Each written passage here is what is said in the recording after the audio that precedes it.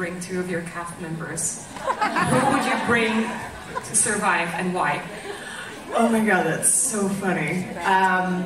Oh, that's really hard. Okay. There's scenarios where each one of them would be a good idea, right? Like I can justify any of them. They all have different strengths. I'm gonna just go with the first 2 people that popped into my head. I think Alberto and Matt. Alberto because he and I are very similar, where like we have a very similar energy. And Alberto's the kind of guy who you can really find the good in things with. Like you can be like, we can sit down together and be like, "Ooh, okay, this is a tough issue. Like, where's the out here? What's the strategy here? Where's the positivity in this?" Right? So he's the kind of person that you can kind of work anything out with emotionally, right? Very important. Very important.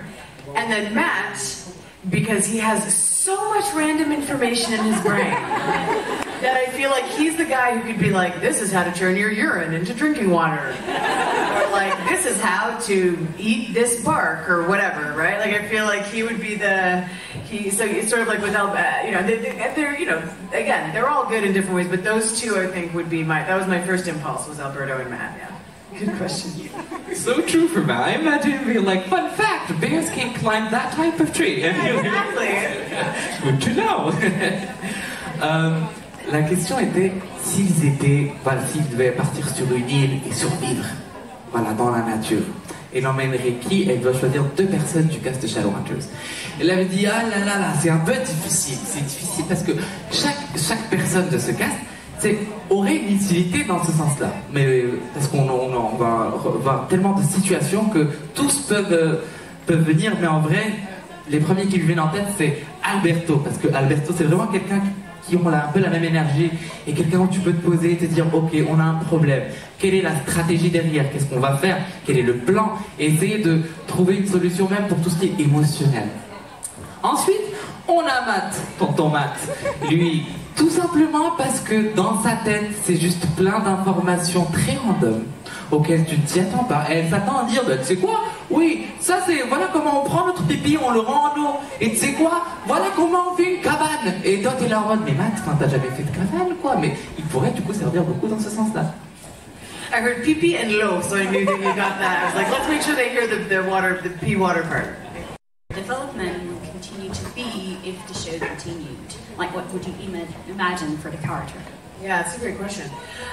So I think, what we see at the end of, what do you call the 2-hour thing that we did? Like a movie? The 2-hour special that we did at the end? The last thing you hear is that she and Luke are on a beach somewhere, right? Which I thought was great. I think that for Maryse, because she spent so much of her life trying to be what we would call like the corporate woman, right? The person in power. And she's given that up, and we saw her move away from that. I do think that it would be hard for her not to get back into that energy unless she stayed really out of it, right? So my guess is that she would not return to that kind of position, but that she could be a really great sort of consultant for Alec, that she could be someone he could come to. So I think the kids could come to her to learn from her mistakes mostly, in terms of, because they're in power now. But I think she would, I don't think she would go visit the Institute very often. I don't think she would go to the board meetings, whatever the Shadowhunters version of a board meeting is, you know what I mean? But I think that she would very much be there to advise them on what they're doing. Yeah. Good question. While being on the beach. On the beach, on her cell phone, yeah. Ok, donc la question était, pour son personnage qui a eu une très belle évolution dans la série, s'il y avait eu une autre saison après, comment elle verrait du coup ce personnage évoluer? Elle avait commencé par dire comme quoi, pour elle, son personnage a toujours essayé d'être très corporate, voilà, toujours là, avec le pouvoir, organiser tout, gérer tout, contrôler tout. Mais on a vu qu'à la fin, elle essayait de sortir de ce monde-là, parce qu'elle sait que son personnage, de toute manière, si elle reste, tu vois, dans l'institut où elle visite tout, elle va jamais sortir, elle va rester dans ce mood-là où je dois contrôler, je dois être là, je dois tout savoir. Du coup, est-ce qu'elle reviendrait à l'institut? Non, non, non. Par contre, elle serait une très bonne consultante du coup auprès d'Alec ou auprès même des autres Shadowhunters, de manière à pouvoir les conseiller qu'ils apprennent des erreurs qu'elle a fait. Mais visiter l'institut, pas ce soir. Thank you. So to try and emphasize the point of how special this was, normally when a show comes to an end, you don't get a full opportunity to spend time with everyone and see everyone. If you're lucky, you get a wrap party, but those have sort of started to disappear through COVID, and it's happening less and less. Not only did we have our final scene that was kind of everyone together from 4 years of this work, because that's the last scene we did was the Malik wedding. Everyone was there. But we also had the wrap party immediately afterwards on set in the Institute. So it was everyone, the cast, the crew, everyone that we've been sharing our lives with for this amount of time. And it doesn't happen very often. So to be awarded something like that after so many of us worked so hard and cared so deeply about this show, to be awarded something so special like that at the end of it was really pretty wonderful. So that's mine. That was going to be mine too. I'll pick another one as well because here is it. But it almost never happens. And there's actually shows that you might be on for a long time. Like I did the show for 4 years and I had to leave on the last day to go do something else because our schedules are always very tight. And I never got to say goodbye to half the people I'd worked with for 4 years. You never know. So it was so special to actually all be together in the last moments of the whole thing. That was beautiful. I'll add one thing to that. A particularly special moment for me was the moment, I think some of you might know this, but Todd Slavkin, the director, amazing person, like truly beautiful. You meet a lot of different kinds of producers and directors, and he's the real deal, lovely.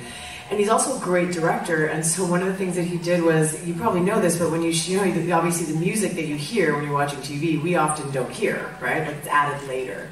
So the song that was written, that was used for the wedding, he actually was like, let's just do it. Let's just do the ceremony. Do you remember this?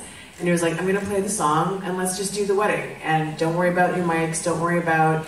And the song came on, getting goosebumps a minute, and Harry and I were standing back. Everyone was sitting and Dom was on stage, and Harry and I are standing back there, like, just like arm in arm, and suddenly the music started playing, and there was this moment where it was like, oh my God, like, and just to have gone through the journey of the characters with Harry, between Harry and I, and just standing there backstage, and then they're like, and go, and we walk through to this beautiful music, and Harry and I came out, and like everyone we loved was sitting in front of us, and Dom was standing up there, and it was really like, it's funny when you watch that scene, and I've seen it since, the looks on our faces, like the emotion was all completely real. It was like walking down the aisle, looking at all of these people that I've loved for these 4 years, and with Harry, and then, you know, dropping him off at Dom and Matt. It was just absolutely beautiful. Yeah.